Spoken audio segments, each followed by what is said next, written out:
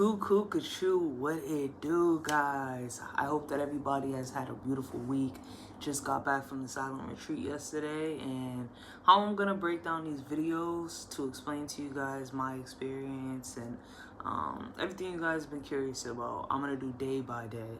If I did a video about the entire thing, unpacking everything, it would just be entirely too long. And I know that in this generation, our attention spans are smaller than they used to be. So I'm gonna start by explaining to you Monday. Some of the questions you guys asked is what the name of the retreat was, and it was called Vicasa, spelled like such. And when we arrived, we received these bags. In the bag, there was a journal, a pen. We had our schedules, which I'll break down in this video. One of these little devices that had the time on it because, we turn in our phones. So not only did this have the time, it had different settings where you could count.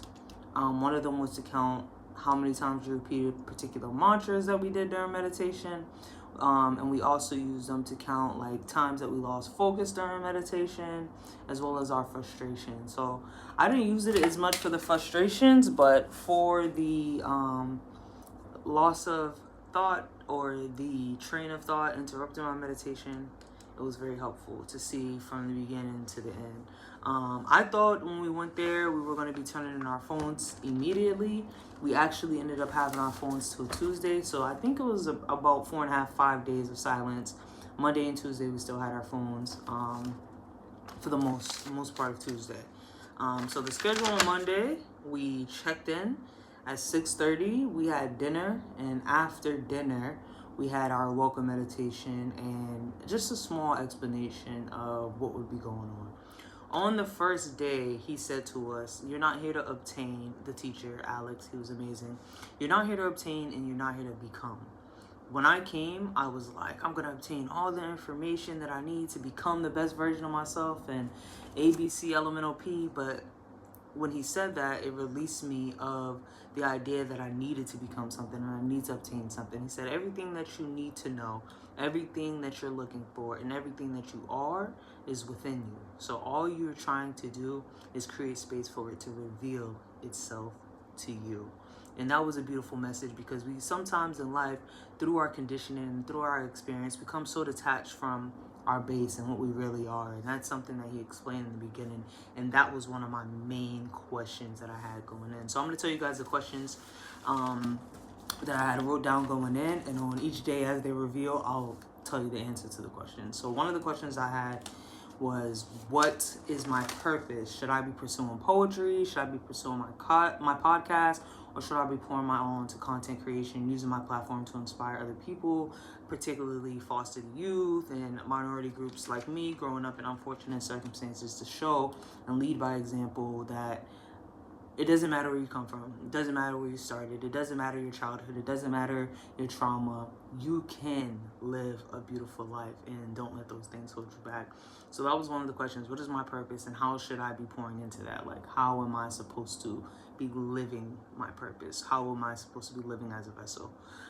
The second question I had was, do we choose our experiences? Like, before we come into these bodies, are we, because people talk about soul contracts, am I supposed to come into this body to fulfill something specific? Did I choose this particular life, and why? Because I'm like, why would somebody choose this? Like, I had a very traumatic childhood, or that was how I perceived my experience, and I didn't understand it for so long, but I got the answers that I needed in this time. The other question that I asked was, that I wanted to discover, was, I had 3. What was my who am I? Who am I? And that was answered on the first day. At our core, we all are the same thing, and that's consciousness, that's awareness. We are what is aware of our body. We're not our body, we're not our mind, we are what is aware of those things. We're unconditional love, we're stillness, we're calm, we're peace. That's what we are at our core. But our experiences and our conditioning, that's what takes us away from those things. That's when we start putting labels on ourselves. I am Kalia. I am not a morning person. I am a foodie. I am this. I am that. But all of those I ams change over time. I am a foster kid. I'm a basketball player. All of those I ams change. I am hot. I am cold. You know, he explained it in a way that we are the sky. Our consciousness, our awareness is the sky, right? Whenever there's a storm, the sky doesn't change. There's a storm. It's nighttime. It's daytime. There's stars. The sky remains still. The sky remains calm. The storm doesn't touch the sky. The sky is there behind it, and we are what is behind our thoughts, what is behind our bodies, what is behind our mind, what is behind our experiences, and what is aware of the experience. We are not the experience itself. So that was day one, what we learned in regards to that. And then we learned some different breathing techniques that we did throughout the week. I'll explain to you when I go through Tuesday what the schedule was, each step throughout the day.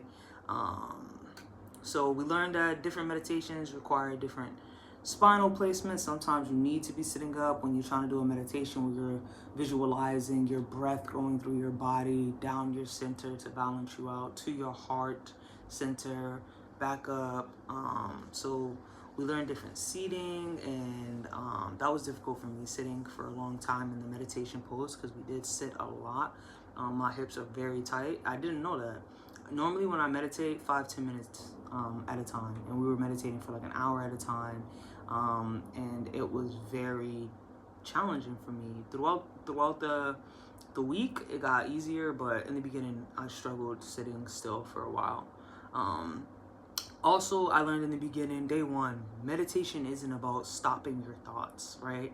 As I explained with the cloud scenario, your thoughts, they're going to come and go. One of the first things we learned is, or how I've received it, was our minds have a train of thoughts. So imagine you are the platform of a train station, and a train is coming, right? The train is going fast. Each car of the train, when it's going fast, you can't see it. So it's like a thought, a thought, a thought, a thought, a thought, a thought, a thought, a thought, a thought. But when the train starts to slow down and you're able to calm your mind, you can see through the cars of the train to the other side, which is the platform. So though the train is coming and the thoughts are flying through, you're the platform. You don't change. You're the stillness. You're the witness of the cars. You're what's aware of the cars of the train, and the train is your thoughts. The train is your experiences. The train is your condition. The train is your situation. The train is all the outcomes that we expect to happen, and we are the witness of them. We are not the thinker, we are the observer, if that makes sense.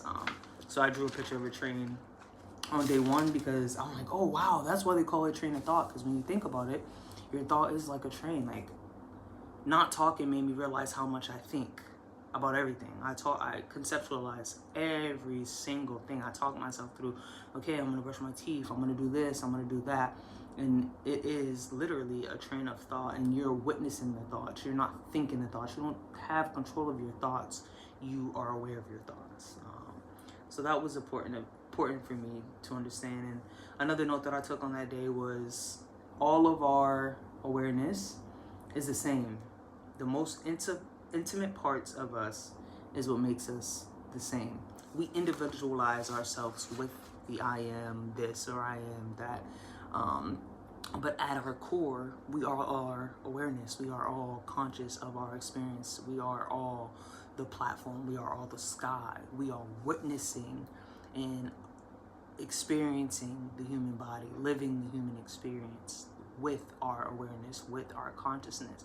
And without our consciousness and without our awareness, we wouldn't know that we had a body. We wouldn't know that we had a mind. We wouldn't be aware of our thoughts. So I learned that we live our whole lives trying to be something other than what we truly are, because we want to, our ego needs to feel like I'm this or I'm that, and you're this and you're that. But at our core, we're all love, we're all peace, we're all calm, we're all stillness. Our experiences, our pain, our trauma, our stories that we tell ourselves are what takes us away from that. So day one, we had a little insight, little conversation, a meditation practice as a group. We had dinner together. We had prawns. I had prawns. So at the day when we eat at a buffet, they have a restaurant in the retreat. So we all ate together there because we were still able to talk. I'm gonna tell you guys about every meal, every day, what we ate. And we got to choose between mushroom masala or prawn masala. I chose prawn masala. And that was delicious. That's when we got to meet everybody. And I think that was the hardest part, like meeting everybody and then not being able to talk to them. Having your phone wasn't a problem for me, but meeting them and like building a sense of rapport and wanting to talk to them, that was difficult. But we had Tuesday to talk, which I wasn't aware of coming into it. I thought Monday was a wrap. So we had the dinner. It was beautiful. The food was delicious. I got the shrimp masala with some salad, and then after that we spent time together meditating, and Monday was my best night of sleep. I slept like a baby. And that was it. Some of the questions you guys had was the name of the retreat is Vikasa, silent retreat. I think that was the last one for this year, if I'm correct, if I understood correctly. I think the next one is in March. It's in Koh Samui. Beautiful island. The views were immaculate. If you go to my TikTok or Instagram, you can see some of the imagery that I got on the first day. The instructor's name was Alex. He was amazing. It was a group of 14 people, so very intimate setting. There was only 14 of us. People from all over the world: Finland, Australia, Japan, Singapore, Dubai, just people from everywhere. It was amazing. It was an amazing experience with amazing people, and I'm excited to share more with you guys. So if you guys have any questions that you feel you need answered, ask them in the comments below, and as I go through each day, I will try to answer as many as I can.